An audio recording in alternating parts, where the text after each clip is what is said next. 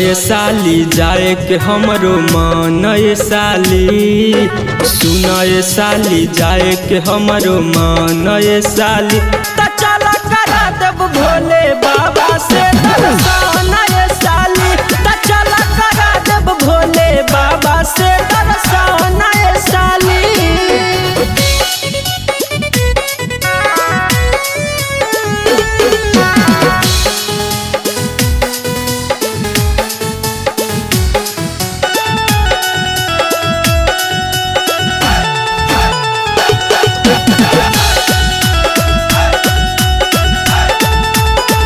बड़ी सुंदर लगे शिव जी के मेला, छोड़िया नदी जैसी हमके अकेला।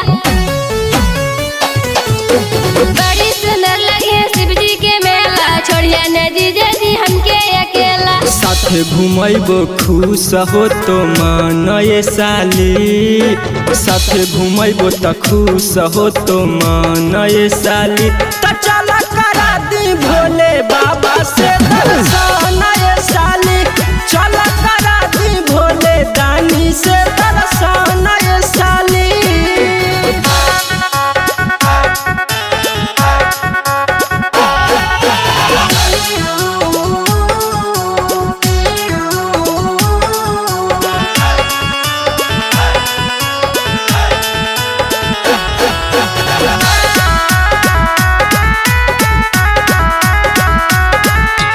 बाबा को साली काजल कुमारी, देवघर जाए के हो गिलो तैयारी।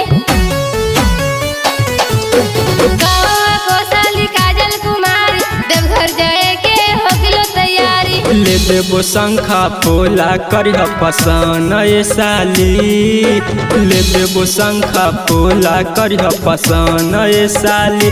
त चल करा दी भोले बाबा से दर्शन साली, चल